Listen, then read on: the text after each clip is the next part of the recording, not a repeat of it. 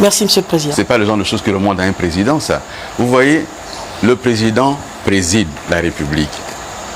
Le gouvernement gère au quotidien l'État sous l'autorité du président de la République.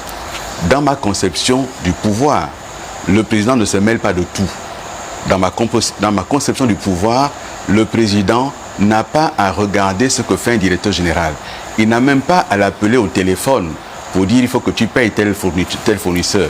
Le président de la République préside la République et le gouvernement, avec ses différents démembrements, gère au quotidien l'État. C'était comme ça avant, Monsieur le Président? Parce que ce n'était pas comme ça avant que je suis candidat, que ce soit différent. Merci, Monsieur le Président, moi je souhaite rester sur cette question liée à la justice. Vous me permettrez de vous titiller un tout petit peu, quand même. Aujourd'hui, la personne qui doit gérer le pays au soir du 12 avril prochain doit avoir une certaine moralité. Lorsqu'on parle de justice, cette justice, vous l'avez dit, elle n'a pas fonctionné. Ou alors, elle ne fonctionne même pas.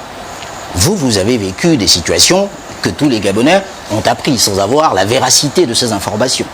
Pour avoir été, par exemple, comme ça a été dit, en détention, parce que je ne parlerai pas de prison, puisque je ne peux pas l'affirmer, si un jugement avait été prononcé. Au stade où on en est, pensez-vous que cette justice, à votre époque, lorsque vous avez connu cette situation, fonctionnait normalement? Qu'est-ce qu'il faut changer véritablement? Je m'étais demandé, dans la question des poubelles, qui va tirer le sort? Et je vois que c'était vous. Mais je réponds à votre question. Et laissez-moi le soin d'y répondre, une bonne fois pour toutes. Parce que vous, comme certains de vos confrères, à chaque fois, ça met à la une, Billy Biza a été en prison. Donc je vais en parler librement. C'est vous qui venez de le dire. Retenez ça une bonne fois pour toutes, je vais en parler librement. Vous savez ce qu'on appelle la Cour de cassation? C'est la plus haute juridiction en matière judiciaire. La Cour de cassation s'est prononcée et a cassé tous les jugements. Lorsque j'ai été mis en détention, je n'ai pas vu un seul juge avant la détention. Pas un seul. On m'a pris de chez moi, on m'a amené à la DGR. De la DGR, je n'ai pas vu un juge, on m'a conduit directement en détention. Ce n'est qu'étant là-bas que mon affaire a été appelée 10 jours après et que ça a été jugé. Et donc, je n'ai pas vu un seul juge. C'est pour cela que je dis, la justice doit cesser d'être instrumentalisée. Elle a été instrumentalisée et j'ai ici l'arrêt de la Cour de cassation dans cette affaire. Et une fois pour toutes, j'aimerais que cette affaire cesse de faire les choux gras. Si je suis candidat aujourd'hui à l'élection présidentielle, c'est qu'on a produit un casier judiciaire vierge. Ce casier judiciaire vierge veut dire qu'il n'y a pas de fait retenu contre moi par la justice de mon pays, rendu au nom du peuple gabonais. Ça, c'est l'arrêt de la Cour de cassation qui date de 2009-2010. Voici le numéro de l'arrêt de la Cour de cassation. Et je lis rapidement le dispositif parce que on n'est pas là pour cela. Il faut que chacun le sache. Je le lis le dispositif, que les Gabonais comprennent. Par ces motifs, et par les motifs et sans qu'il soit nécessaire de statuer sur le premier moyen, la Cour de cassation 1. Casse et annule en toutes ces dispositions l'arrêt rendu entre les parties le 22 janvier 2008 par la Chambre correctionnelle. 2. Annule le mandat d'arrêt décerné contre le député Billy Biza Alain Claude. 3. Prend acte de ce que Dame Intel, je cite pas son nom, partie civile, dit avoir entièrement été dédommagée, dit n'avoir plus lieu à poursuivre ses affaires dans aucune autre cour. Est-ce qu'on peut définitivement finir avec ça? Est-ce que ce n'est finalement pas la même justice lorsque vous déclarez le bilan de 2016, par exemple, qui ne s'est pas autosaisi, parlons du parquet de la République, dont vous décriez aujourd'hui le fonctionnement de cette même justice, qui vous a permis d'avoir ce document qui vous rend blanchi de cette situation? Je dis, sur la question de l'état de droit, la justice doit être indépendante. D'accord. Sur la question que vous avez évoquée, la justice a été manipulée et utilisée. Et je dis plus jamais ça dans un état de droit. C'est ce que je dis. Je me suis battu pour aller jusqu'en cassation, pour faire reconnaître mes droits, et ce qui me permet aujourd'hui d'être candidat à l'élection présidentielle blanchi totalement. Et donc toutes ces affaires sont des affaires maintenant de médias et de presse. Et je suis étonné que sur ce plateau, alors que je parle de mon projet, qu'on me reprenne des arguments utilisés contre l'un de mes adversaires dans un meeting. Je trouve ça curieux et c'est assez bas dans l'expression de l'affaire publique. Lorsqu'on est candidat à l'élection présidentielle, on a un projet à proposer. Et moi, je suis venu vous proposer un projet et nous sommes là, en toute liberté. Lariska, continuez. Et ce projet, pardonnez-moi, on va boucler la partie Monsieur Tchibinda. Et ce projet que je porte est un projet de rupture. Rupture avec précisément ce qui a mal fonctionné, dont les méthodes du passé. Rupture avec une justice aux ordres. Rupture avec une justice qui dit les décisions. Lorsqu'on l'appelle au téléphone, il faut rompre avec tout cela. Et c'est pour ça que je porte ce projet, parce que j'ai vécu l'intérieur, les dysfonctionnements de l'État. Je les ai vus. Et j'ai vu comment les Gabonais en ont souffert. Et je dis aujourd'hui, pétri de cette expérience-là, pétri de cette connaissance-là, je me dois, en tant que Gabonais, de proposer autre chose que la continuité de ce système. Et j'ai un contradicteur qui, lui, est dans cette continuité et je suis dans la rupture. Et parlant de cette rupture, justement, nous restons dans l'aspect politique. Rupture également ou réajustement avec la France? Mais dans le projet que je porte, je le dis très clairement, en matière de diplomatie, en matière de relations internationales, il n'y a pas de petite souveraineté. Et j'indique qu'il faudra revoir certains accords de coopération économique, diplomatique, militaire avec la France. Ça veut dire que êtes-vous pour la fermeture de la base militaire française? Je suis pour réexaminer, mais la base militaire française, madame, ce n'est pas un sujet tabou pour moi. Ce sont des sujets, dans le cadre de mon projet, j'ai indiqué que nous mettrons en place une nouvelle stratégie de défense nationale. Et nous allons convoquer un certain nombre d'indicateurs avec les militaires pour nous asseoir et prendre une loi d'orientation militaire. Dans cette loi d'orientation militaire, sommes-nous montés en puissance en matière de marine nationale? Sommes-nous en capacité nous-mêmes de protéger nos côtes, notre territoire en mer, sachant que le territoire en mer, il est presque aussi grand que le territoire terrestre? Est-ce qu'on est en capacité d'avoir une aviation autonome aujourd'hui? Est-ce que nos forces terrestres sont en capacité de se déployer?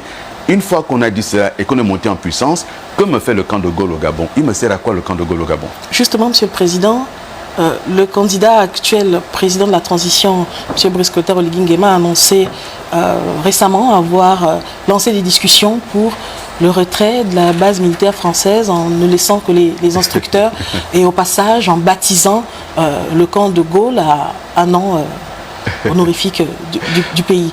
Comment vous appréciez ces négociations? Emmanuel Macron a nommé un envoyé spécial, Jean-Marie Bockel, qui a été ministre français et qui a la particularité d'avoir perdu son fils dans une intervention au Sahel. Il a été envoyé spécial en Afrique sur la question militaire et des bases militaires françaises. Le Gabon et un autre pays africain font partie des seuls pays qui n'ont pas demandé aux Français de partir. Et donc, ce qu'il raconte là, ce n'est pas lui qui l'a décidé, c'est la France elle-même qui a décidé, déjà sous Ali Bongo, de revoir sa stratégie au Gabon, de revoir la question du camp de Gaulle et d'enlever un certain nombre de forces et de garder ici uniquement la question de la formation. Donc, il n'invente rien, il raconte la récitation de son maître. Monsieur le Président, fin de la France-Afrique. Mais la France-Afrique, ce n'est pas moi qui l'ai créée. Oui. Sous Billy Binzé, j'ai été ministre des Affaires étrangères et j'ai clairement indiqué, regardez les archives, j'ai indiqué que le Gabon doit défendre sa souveraineté librement et que le Gabon doit choisir les partenaires. Je n'ai pas dit qu'il faut mettre les Français dehors, je dis qu'il faut discuter avec eux en responsabilité. Ce sur quoi nous sommes d'accord, on tombe d'accord. Ce sur quoi on n'est pas d'accord, on constate un désaccord et on se sépare sur ce point-là. C'est un partenaire important pour nous. Je n'ai pas dit qu'il faut les chasser du Gabon, ce n'est pas le propos.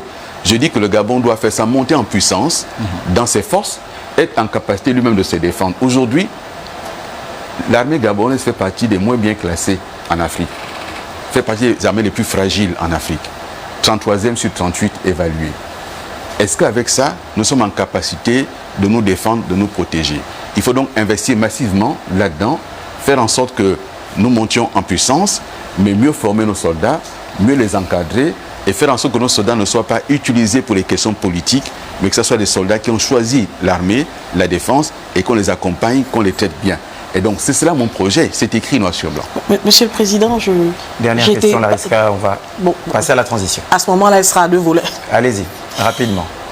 Le premier volet, c'est sur la dernière phrase que vous avez donnée tout à l'heure, disant que le président de la transition actuelle ne fait que réciter les leçons de son maître. J'aimerais comprendre cette phrase. Qu'est-ce que vous insinuez? Je n'insinue rien, je constate. Je constate que le président de la transition actuelle a été coaché dès le début par les chancelleries occidentales à Libreville. Vous en savez quelque chose? Oui, madame. Qui lui ont dit ce qu'il faut dire. Mais je suis en train de vous parler. Qui lui ont dit ce qu'il faut dire. Qui lui ont dit qu'il ne faut surtout pas proclamer la rupture avec la France. Il ne faut pas se rapprocher de telle autre puissance. Il faut dire ceci, il faut dire cela. Il a récité ces leçons-là. Vous avez des preuves de ce que vous affirmez, Monsieur le Président? Madame, je suis devant vous et devant les Gabonaises et les Gabonais. Vous me voyez en train de dire une telle chose sans avoir d'éléments? Je suis devant vous, madame, candidat à l'élection présidentielle. Vous voulez que je vous en dise davantage? Le 30 août 2023, à 14 h, l'ambassadeur de France, M. Alexis Lamec, est venu voir le général Oligui dans son bureau, lui porter un message de l'Élysée. Le 30 août 2023, à 14 h. Vous y étiez? Madame, je vous parle, et si quelqu'un peut dire le contraire de cela, les archives de l'ambassade de France sont là, les archives de la présidence sont là. Point. Allez vérifier. Alors, je vais aller sur le deuxième volet de ma question, parce que sinon, le deuxième on va volet, aller sur la recherche de preuves continuelles. Vous avez dit dans votre projet de société, là je suis sur le point 11, garantir la sécurité des personnes et des biens. Je vais paraphraser quelques lignes en disant: le Gabon a besoin d'une immigration choisie et ne doit plus subir une immigration contrôlée. Ce qui a attiré mon attention, vous avez dit, cette immigration des pirogues et de frontières passoires que nous subissons aujourd'hui. Qu'est-ce que vous voulez nous dire dans ce passage? Je veux dire que nous sommes un pays libre et nous devons choisir librement qui vient chez nous. Une immigration choisie, ça veut dire que nous avons des besoins dans certains domaines et il faut clairement indiquer de quel domaine il s'agit et de qui on a besoin, soit de manière temporaire, soit de manière durable, comme font d'autres pays dans le monde. Nous ne sommes pas contraints de subir l'immigration par pirogue, par la route, par toutes les voies illégales. Et cette immigration qui arrive de cette façon-là, elle nous amène quoi? La drogue, entre autres, le grand banditisme, entre autres. Et cela, nous ne pouvons pas le subir. C'est un phénomène observé mondialement, Monsieur le Président. C'est pas parce que c'est mondialement observé que le Gabon... Comment comptez-vous justement faire mieux que ce qui est déjà fait un peu partout? Rien n'est fait. Qu'est-ce qui est fait? Rien n'est fait. Depuis quand, moi, quand je vais dans les quartiers... Hier encore, j'étais dans les quartiers de Libreville, à Tarouba. Une dame qui a posé la question de l'insécurité, en disant, mais qu'est-ce que vous ferez pour la question de l'insécurité? Je me promène dans les quartiers, nous étions l'autre jour à Lalango. On m'a dit qu'en plein jour, on braque. Mais la première chose à faire, c'est de se dire, nous devons nous protéger. Nous protéger face à une immigration qui envoie chez nous ce dont personne ne veut chez eux-mêmes. Et donc, de ce point de vue, j'assume parfaitement de dire que nous ferons une immigration choisie. Ça veut dire une immigration que le Gabon lui-même décide. Nous avons besoin d'enseignants, très bien. Nous avons besoin de médecins, très bien. Nous avons besoin d'ouvriers agricoles, très bien. Mais on n'a pas besoin de ceux qui arrivent ici, distribuer le kobolo et autre chose. Et donc cela, nous allons mettre un terme à ceci. Mais en même temps, les filières sont importantes. Parce que là, on parle des petits. Mais tous les grands, on a eu un scandale où on a eu des officiers de police impliqués dans des questions de drogue. Où en est l'enquête?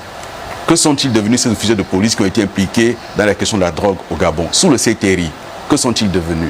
Et donc nous mettrons un terme à cette impunité. Mais Monsieur le Président, sous le système déchu, il y a eu pas seulement des officiers supérieurs, même des hauts cadres de la République, parfois impliqués dans des questions similaires. On n'a jamais eu de résultat d'enquête ou même eu d'informations officielles sur le fait qu'il y ait eu une enquête. C'est pas nouveau. Vous me donnez l'impression que votre poids, c'est risque dès qu'on attaque le CTRI. Oh non, moi, je suis candidat face au CTRI. Non, c'est votre impression. Répondez à la question, s'il vous plaît. Mais je n'ai pas entendu de question. C'était quoi la question?